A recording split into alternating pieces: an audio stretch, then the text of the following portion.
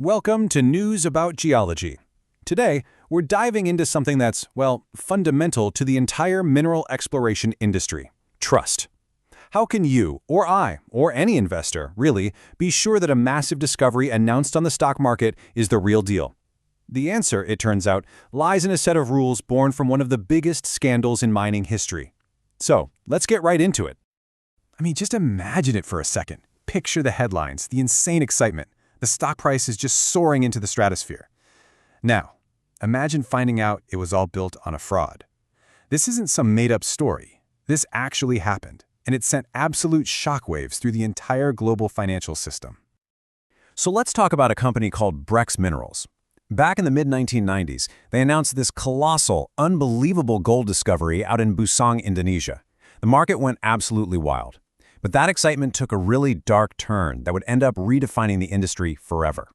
This quote really gets to the sheer audacity of the whole thing. The core samples were salted.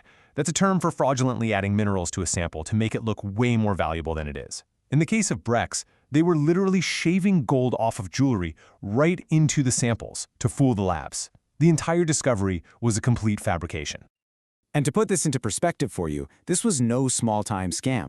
A claim of 200 million ounces was so huge that it accounted for a staggering 8% of all known gold reserves on the entire planet. When Brex collapsed in 1997, it wiped out billions in investor money and just shattered confidence in the whole sector. But, crisis often leads to incredible change. The fallout from the Brex scandal was a massive wake-up call. The industry knew it could not let something like this happen again. So, from the ashes of this giant fraud, a new, much more rigorous foundation of trust was forged. The transformation was, honestly, night and day. Before Brex, the reporting rules were kinda a patchwork. They were inconsistent, easy to exploit. But afterward, the global mining community actually came together to create these strict, standardized codes of conduct that would hold everyone accountable, companies and individuals. And this is what led to the creation of these internationally recognized reporting standards. You've probably heard of some of them, like Canada's NI 43101, which was a direct response to Brex, or Australia's JORC code, and a bunch of others. And these aren't just suggestions. They are mandatory rulebooks for any company that wants to report their results to the public. Okay, so what's the secret sauce? What makes these rulebooks so effective? Well, it really just boils down to a few core principles that make sure every single report is clear, honest, and reliable. Everything, and I mean everything, rests on this trio. Transparency means all the necessary info is presented clearly, no hiding the ball. Materiality makes sure the report includes all the information an investor would reasonably need to make a smart decision. And competency, well, that one requires that the work is done by experienced pros who are true experts in their field. And that brings us to the absolute linchpin of this entire system, the qualified person, or QP. This is the individual professional, the geologist or the engineer, who puts their own name and their professional reputation on a technical report, personally vouching that it's accurate. And listen, they don't just hand this title out to anyone. The bar is set incredibly high. You have to be a certified professional with at least 5 years of relevant experience for the specific type of deposit you're reporting on. This makes sure that the person signing off has genuine, hands-on expertise. This all creates this amazing ecosystem of accountability. You've got the reporting standards that set the rules, you've got professional organizations that enforce a code of ethics and certify their members, and then those certified competent persons are the ones responsible for applying the standards. It's like a self-reinforcing cycle of trust. If this kind of professional insight is as fascinating to you as it is to me, you should absolutely check out the YouTube channel by PGO Ricardo Valls. He does these amazing deep dives into the world of professional geology, and it's just a fantastic resource if you want to learn more from a real expert. Okay, so we've got the rules and we've got the professionals. But how does this all actually work in the real world? Let's follow a project's life cycle, from the very first drill hole all the way to a producing mine to see how these standards get applied.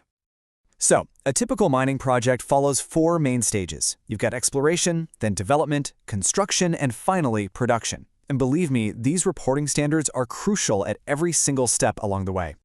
In those super early stages, like exploration, a company has zero revenue. It's just spending money. So how does it raise capital? The answer is entirely through technical reports. Investors are putting up millions of dollars based on the word of a qualified person. Without that fundamental trust, nothing gets funded. Period. And as you'd expect, how you figure out a project's value changes over time. You can't value an early-stage exploration project based on income it doesn't have yet, right? Just like you wouldn't value an operating mine based on its initial costs. The reporting codes actually dictate which methods are appropriate at each stage, making sure the project's worth is assessed realistically. And don't think for a second that the rules just stop once a mine is built. Even producing mines need financing for things like expansions or upgrades. Their financial reports still have to comply with these rigorous standards, maintaining that crucial trust throughout the entire life of the mine.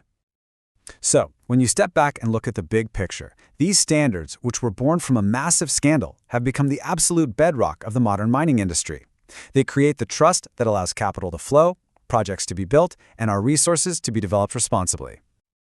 I love this quote because it really gets to the heart of why all of this matters so much. A mineral deposit has no value while it's just sitting in the ground. These reporting standards are the key. They're the mechanism that allows for development by creating the trust needed for investment. And that generates value not just for shareholders, but for local communities and entire national economies. It's a powerful question to end on, isn't it? As our demand for minerals just continues to grow, the systems we use to verify the truth, they become more important than ever. The treasure in the ground is one thing for sure, but the trust we place in each other to extract it honestly, well, that's what truly powers our world. And hey, if you want to keep exploring these big questions with a fantastic expert guide, I really highly recommend checking out the Ricardo Valls Professional Geologist channel on YouTube. His content is absolutely top-notch. If you got something out of this today and you're interested in these subjects, please subscribe, hit that like button, and maybe share this with your friends. It really helps us bring more of these stories to light. Until next time, keep exploring. Thanks so much for watching News About Geology.